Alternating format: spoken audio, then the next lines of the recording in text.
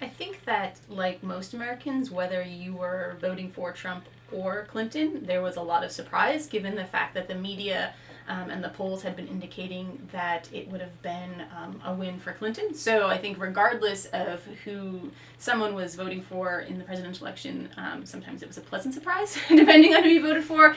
For others, it was a shock and more of a disappointment. I hope this election means that not only for women, but for anyone who feels that their voice has not been heard or that they are not being represented by their government, that this is a call to action, a time for them to really think about how they can become more involved in government, and that actually happens most effectively on the local level.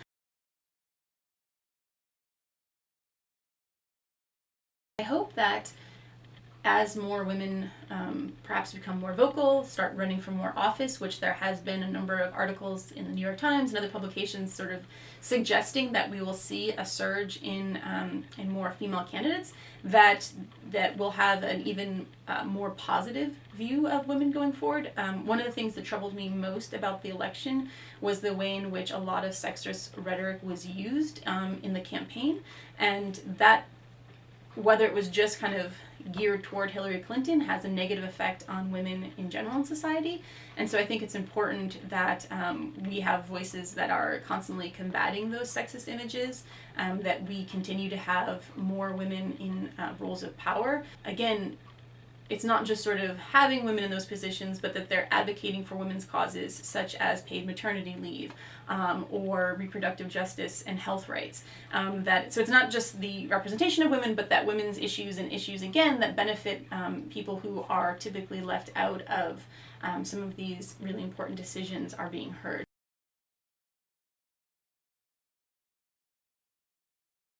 I think that if students are feeling perhaps confused after the election or unsure of how they can make a difference, this is a really great time to begin getting civically engaged in your local communities, start paying attention to factual media. There's been a lot of talk about how the role of social media and Facebook and kind of false news reporting and how that may or may not have affected the election.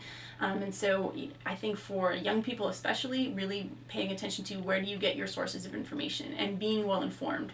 A lot of times students say, well, I'm not going to vote because I don't know enough about the issues. And really, there's a lot of ways that you can get informed about those issues really quickly.